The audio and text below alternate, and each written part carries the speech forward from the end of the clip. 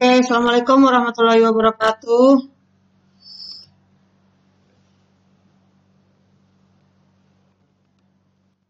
Baiklah, untuk pembelajaran pagi hari ini kita mulai dengan membacakan doa. Berdoa menurut agama dan kepercayaan masing-masing. Berdoa mulai.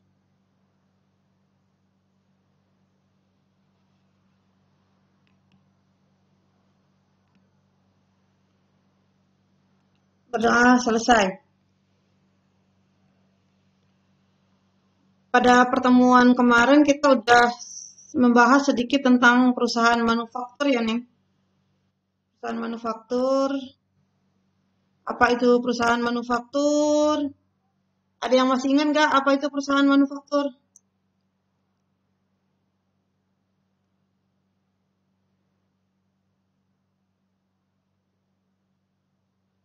Loh,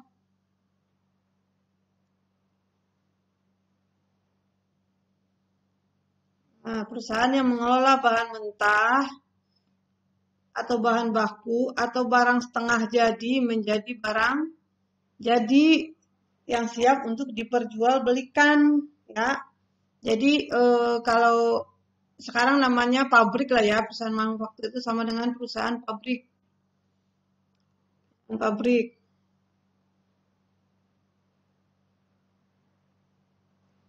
Apa perbedaan perusahaan manufaktur dengan perusahaan dagang?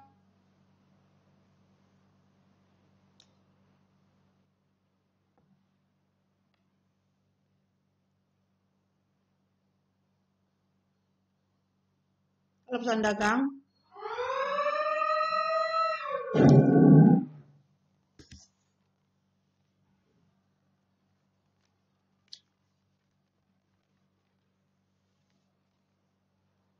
nah, kalau perusahaan dagang, kita membeli barang dagang itu tanpa diolah, tapi apa yang kita beli itu yang kita jual, ya. Jadi sama apa yang kita beli itu yang kita jual. Sementara barang manufaktur kita olah terlebih dahulu.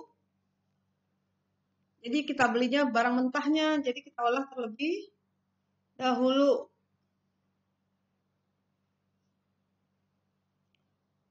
Oke.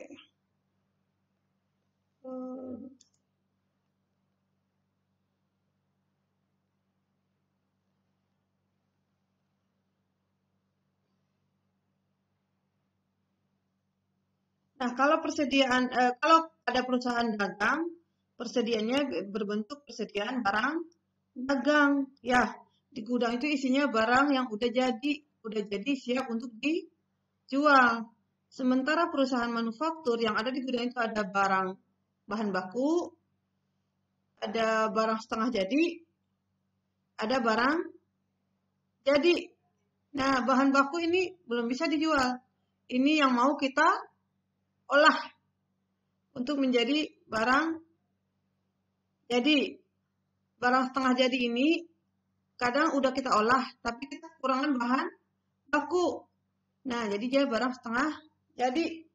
Terus barang jadi ini barang yang benar-benar udah jadi yang siap untuk dijual. Aduh.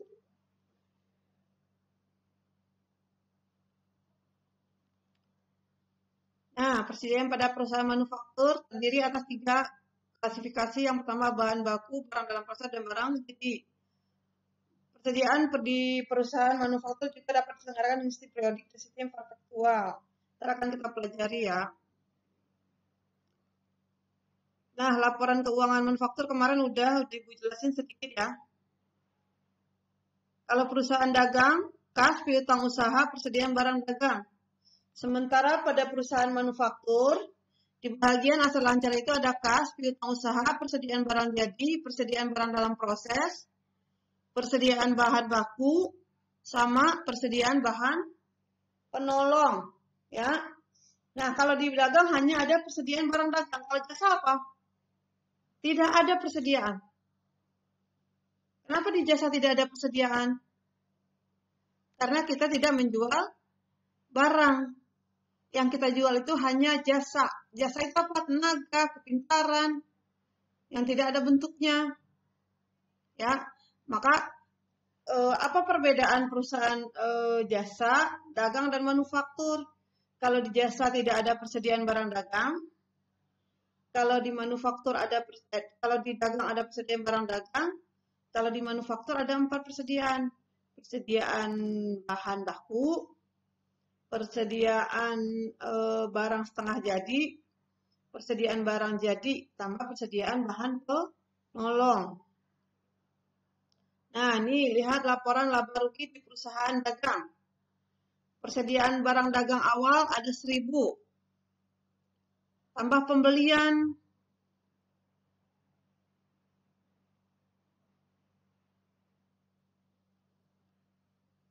Ya, tambah pembelian. Kita lihat di ini laba rugi perusahaan manufaktur. Persediaan barang jadi awal, harga pokok produksi.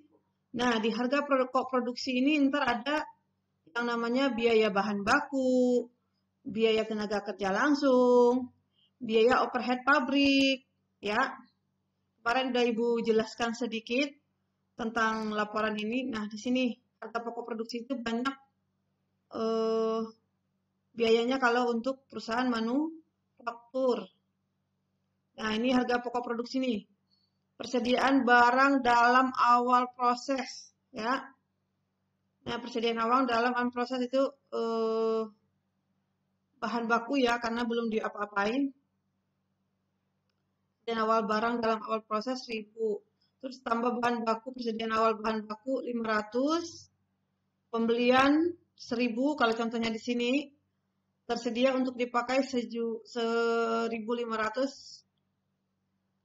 Ya, 10.500, persediaan akhir 900, pemakaian bahan 9.600. Biaya tenaga kerja langsung. Nah, kan Ibu bilang tadi ada untuk biaya produksi di manufaktur itu ada bahan baku, ada tenaga kerja langsung, ada biaya overhead pabrik. Nah, tenaga kerja langsung di situ ada biaya tenaga kerja langsung 20.000. Biaya overhead pabrik, tenaga kerja tidak langsung. Biaya overhead pabrik itu apa, Bu? Biaya yang di luar, biaya bahan baku sama biaya tenaga kerja langsung.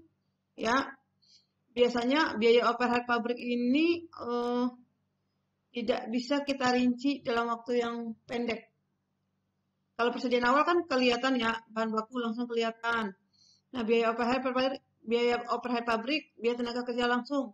Tidak langsung itu kan kita tidak tahu berapa orang yang terlibat. Kalau biaya tenaga kerja langsung itu adalah orang-orang yang langsung berhubungan dengan produksi biasanya. Listrik dan air. Nah, listrik dan air ini kan kita hanya perkiraan tiap harinya. Kita tidak bisa memastikan berapa listrik habis tiap hari. Oh, saya tiap hari harus menghabiskan listrik 200.000. Nggak bisa. Bisa lebih, bisa kurang. Jadi kita tidak bisa menghitung secara langsung. Ya. Penyusutan mesin dan pabrik itu biasanya hitungannya per tahun ya nih ya. Untuk penyusutan mesin dan pabrik seperti yang kita pelajari di Aktiva Tetap. Biaya produksi tiap tahun ya. Kita lanjut dulu. Harga pokok produksi, unsur-unsur yang melekat. Yang pertama bahan baku, tenaga kerja langsung, biaya overhead pabrik. Bahan dasar yang terdapat pada barang jadi. Biaya tenaga kerja langsung, tenaga kerja yang memiliki kinerja langsung terhadap proses pengolahan barang, baik dengan menggunakan kemampuan fisiknya maupun dengan bantuan mesin-mesin. Nah, yang bantuan mesin-mesin apa? Tenaga kerja langsung, orang yang mengendalikan mesin. Ya, orang yang mengendalikan mesin. Yang tidak bantuan mesin apa? Mungkin yang angkat-angkat barang dia tidak butuh bantuan mesin. Overhead pabrik, kemampuan harga produksi timbul dalam proses pengolahan yang tidak dapat digolongkan dalam bahan baku dan tenaga kerja langsung. Tenaga kerja tidak langsung, bahan penolong, penyusutan gedung dan mesin pabrik. Sistem penentuan harga produksi. Penentuan harga pesanan. Ya, untuk menentukan biaya produk yang spesifikasi ditentukan oleh pesanan contoh, kartu undangan dan brosur. ya, kartu undangan dan brosur. Kenapa dia berdasarkan pesanan? Karena orang akan mencetak undangan itu kalau ada yang pesan. Kalau tidak ada yang pesan, dia tidak akan cetak. Kenapa? Karena undangan itu sesuai dengan kebutuhan orang, perorangan, tidak sesuai dengan kebutuhan masyarakat luas. Kalau misalnya pabrik gula itu dia akan nyetak terserah dia. Kenapa? Karena semua masyarakat butuh, ya kan? Masyarakat butuh. Nah, tapi kalau undangan, siapa yang butuh undangan? Yang mau nikah. Yang nggak mau nikah nggak butuh undangan. Brosur, siapa yang butuh brosur? Yang mau iklanin produknya. Yang tidak mau iklanin produknya nggak butuh brosur. Contoh, kayak kita sekolah, Pakuan lah misalnya. Kapan kita butuh brosur? Ketika akan penerimaan murid baru. Ya kan? Untuk apa? Biar orang kenal gitu ya. Nah, sama. Kalau kamu butuh brosur enggak buat apa gitu kan. Kamu butuh kartu undangan enggak buat apa kan belum mau nikah. Jadi yang butuh undangan itu orang yang mau nikah, yang mau sunatan, pokoknya yang mau hajatan lah ya, itu butuh undangan. Yang lain butuh nggak butuh, buat apaan? Nah, setiap orang ini pun berbeda, keinginannya berbeda, motifnya berbeda, coraknya, sesuai jiwanya masing-masing. Contoh, si A pengennya undangannya yang harganya sekian, pengen undangannya yang harganya mahal, tergantung kemampuan keuangan, ya kan? Kalau misalnya dia orang kaya, pasti undangannya yang bagus. Kalau orang biasa, udah undangannya yang 1.000 aja. Ada undangan. Kalau orang kaya kan gengsi dia. Kalau undangannya cuma harga 1.000-an, masa bapaknya kaya undangannya 1.000-an? Ya. Jadi undang itu dibikin sesuai dengan pesanan atau job order. Nah, penentuan harga pokok proses untuk menentukan harga pokok produk, untuk menentukan harga pokok produk standar atau produk massa, yakni produk yang spesifikasi ditentukan oleh perusahaan pembuatnya, bukan oleh pemesan, ya. Nah, berarti harga pokok proses ini yang seperti bilang tadi, ya gula, semua orang butuh gula. Jadi tidak pun ada pesanan dia akan bikin gula, ya kan? Tepung terigu, tidak ada pun orang pesan dia akan bikin tepung terigu, itu ya. Harga pokok produk baik dalam job order maupun proses testing dapat ditentukan sebelum produk dibuat, setelah produk selesai dikerjakan. Nah, Bu, sebelum produk dibuat kita udah tahu berapa harga pokok produksi. Ya bisa, karena kita udah biasa, kadang kan kita gini, kayak kamu misal bikin kue bolu, ya. Satu kue bolu itu harga pokoknya berapa? Tepung berapa? Gula berapa? Telurnya berapa? Kamu kan sebelum dibikin kan udah ketahuan habis telurnya berapa, habis tepungnya berapa, habis gulanya berapa, yang lain-lainnya berapa, itu udah bisa ketahuan. Paling pun berbeda itu harganya sedikit bedanya. Itu mah udah bisa diketahui harganya berapa, ya. Terus setelah produk selesai dikerjakan, nah setelah produk selesai dikerjakan apalagi lebih diketahui lagi berapa modalnya. Kenapa? Karena kita udah lakukan, oh ternyata gulanya habis segini, oh telurnya habis segini, oh tepungnya habis segini, ya kan? Jadi udah ketahuan ya. Nah, sistem periodik metode ini untuk proses casting yang penentuan biayanya menggunakan historical costing atau sejarah ya. Historical costing digunakan untuk tujuan menentukan harga pokok produk semata. akun persediaan pada perusahaan manufaktur, persediaan bahan baku, persediaan bahan penolong, persediaan dalam proses persediaan barang jadi. Jurnal transaksi, lihat jurnal. Lihat jurnal untuk pembelian bahan baku. Nah, ini sebenarnya sama aja di perusahaan jasa, dagang maupun manufaktur. Tiga perusahaan itu pasti butuh jurnal. Makanya dari awal pembelajaran, dari kelas 10 udah ditekankan harus bisa jurnal. Karena apapun perusahaan kamu itu butuh jurnal. Ya, butuh jurnal.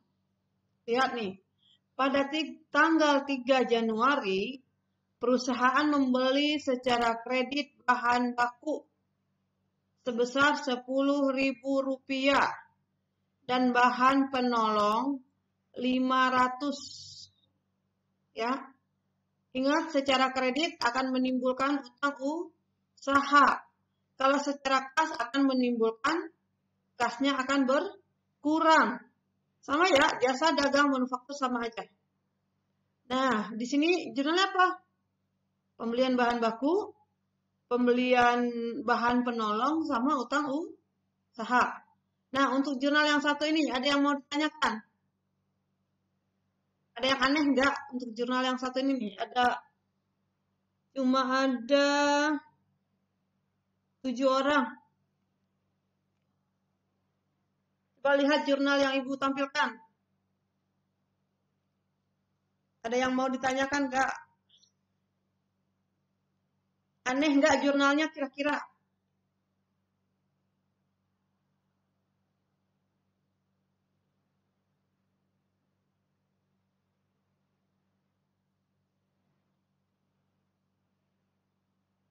Halo? Masih ada orang kan? 7. Ada orang 7 deh. Hana, Nirma, Rudi,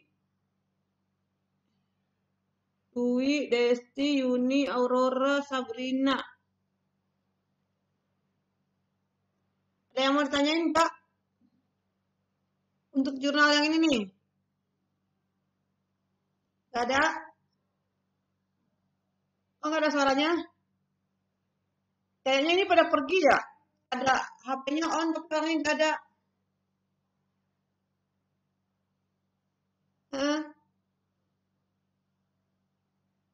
Rudi, mana Rudi?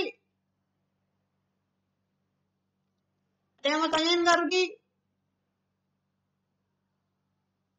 Aurora, ada Aurora?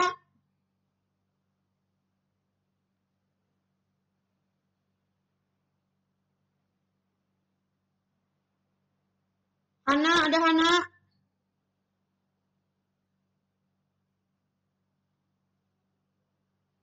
Halo? Nirma?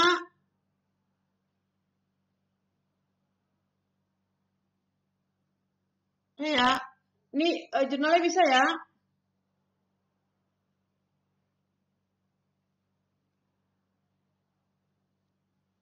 Nah, transaksi yang kedua.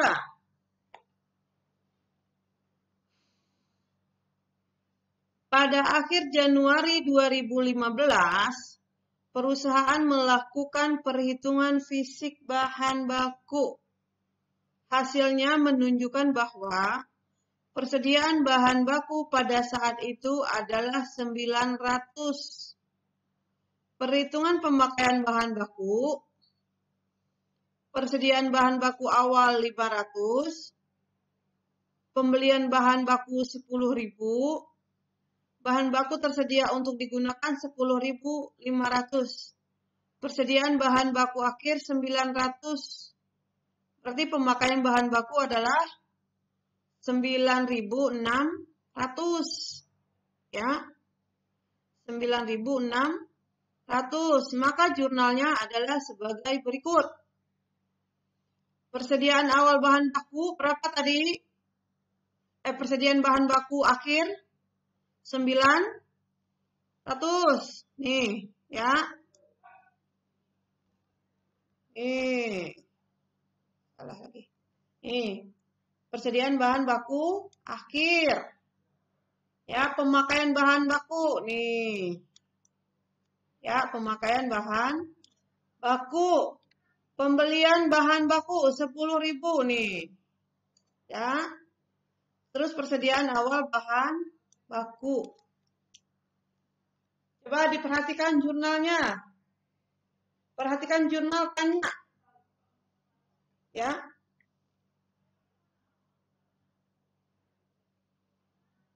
Ada yang mau tanyakan? Silakan buka speakernya.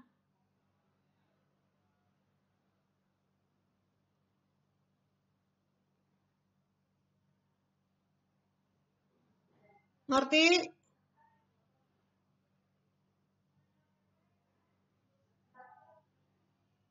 Ngerti?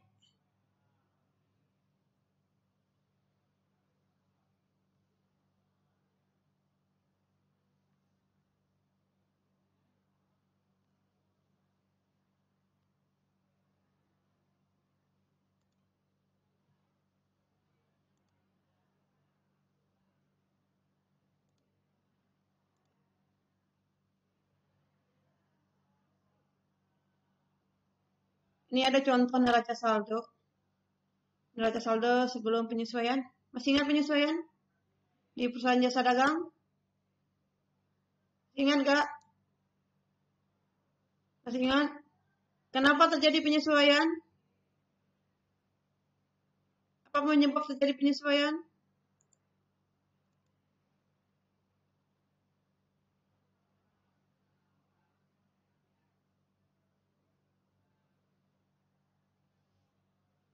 Biar data untuk tahun berikutnya itu sesuai dengan fakta yang terjadi di lapangan. Ya, karena apa? Karena waktu kita mencatat awal itu belum tentu juga sesuai dengan kenyataannya. Contohnya aja kayak sewa bayar di muka. Ingat kan ya? Ketika kita bayar sewa dibayar di muka, ya. Ingat? Ingat ya. Lanjut transaksi berikutnya.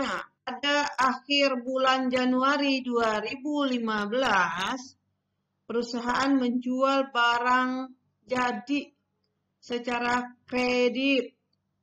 Ya, jurnalnya biasa ya. Berarti jurnalnya adalah piutang usaha karena dia kredit. Penjualan di kreditnya. Kalau kita menjualnya secara cash, berarti di situ diganti dengan anak. Kalau kita menjual barang dagangan secara cash akan diganti dengan apa? Anak. Anak.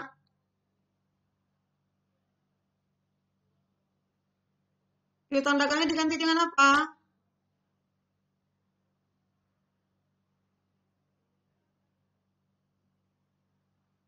Kita menjual secara cash.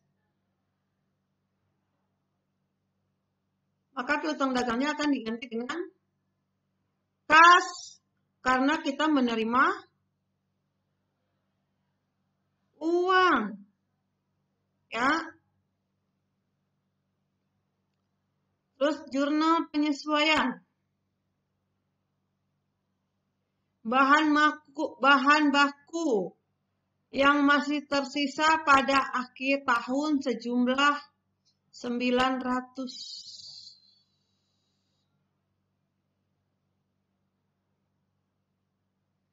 Ya.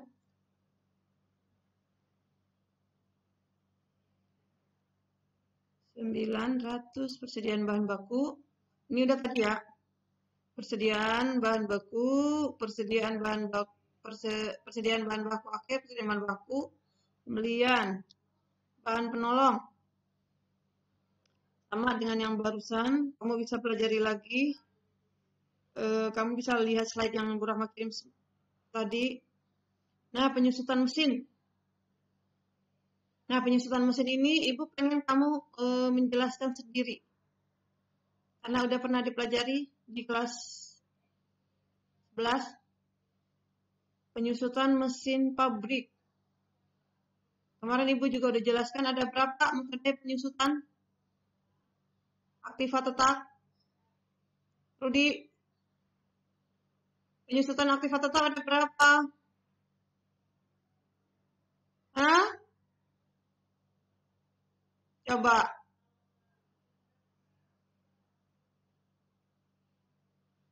Yang lain, ada yang lain? Aurora. Ada berapa penyusutan Aurora?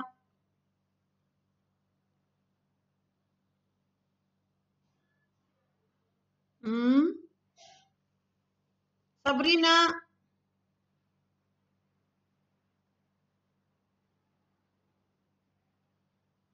Ada berapa penyusutan Sabrina?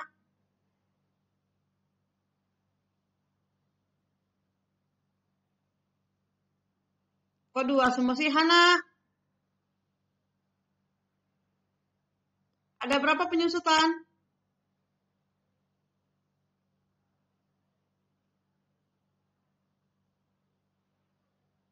Siapa lagi? Dwi ya? Nirma. Nah, ada 5. Penyusutan aktiva tetap itu ada 5. 1. Ya. 1. Ingat nih, ada 5. 1. Metode garis lurus. Ingat nih ya, Ibu nggak ngulang lagi nih habis ini. 2. Ya. 2. Metode menurun ganda. 3. Metode jumlah angka tahunan. 4. Metode jumlah hasil produksi. 5. Metode satuan jam kerja. Ya. Ada berapa, Rudi? 5, sebutin.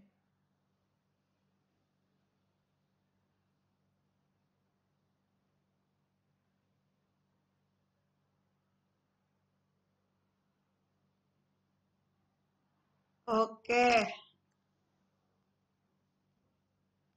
Udah 5 ya? Nggak aneh kan? Ntar tanya Ibu lupa lagi dah. Aurora, udah denger Aurora? Hana? Oke, Hana.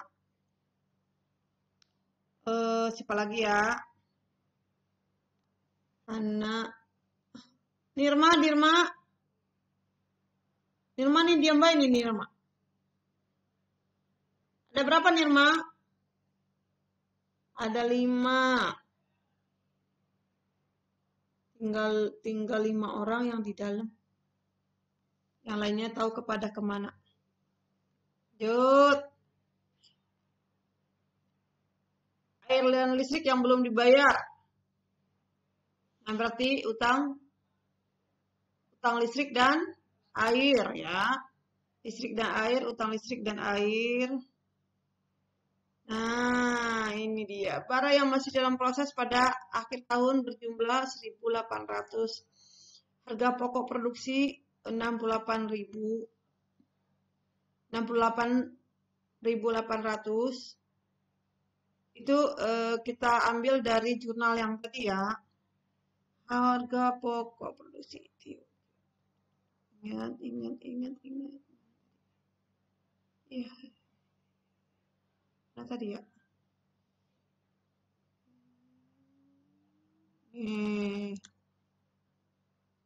Nah.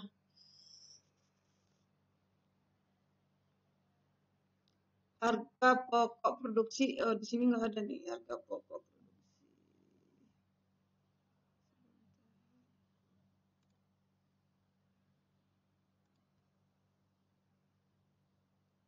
Persediaan barang dalam proses.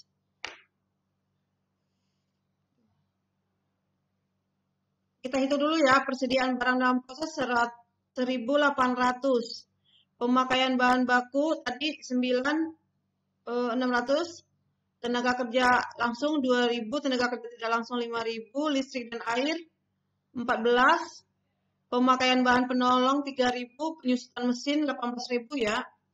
Persediaan barang dalam awal proses tadi 1.000, maka total harga pokok produksinya adalah 68.800. Dari mana 68.800 ini kita totalin ya, dikurang 1.800, dapatlah 68.800 ya. Tadi kan pemakaian bahan bakunya 9.600. Benar nggak? Ingat? Ada pemakaian bahan baku.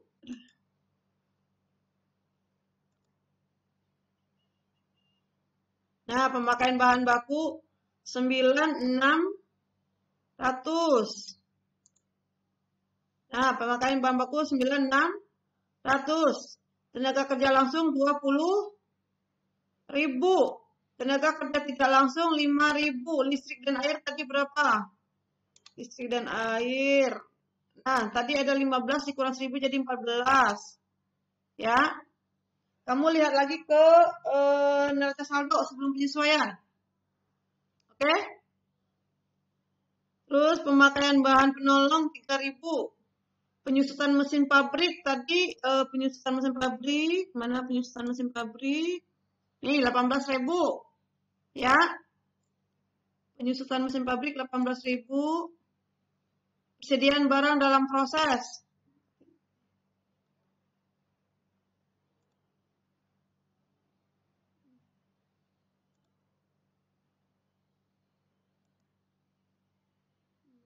Listrik.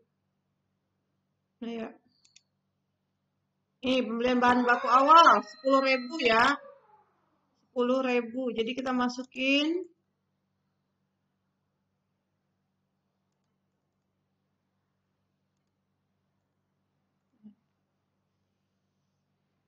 jadinya harga pokok produksi 6.800. Itu untuk metode periodik tadi ya. Untuk metode periodik aja dulu. Ada yang mau tanyain? Untuk metode periodik. Ada yang mau tanyain, Kak? Untuk sistem periodik.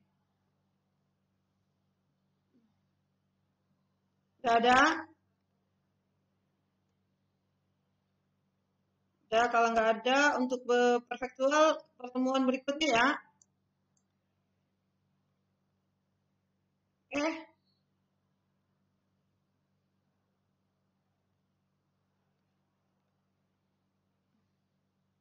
Oke.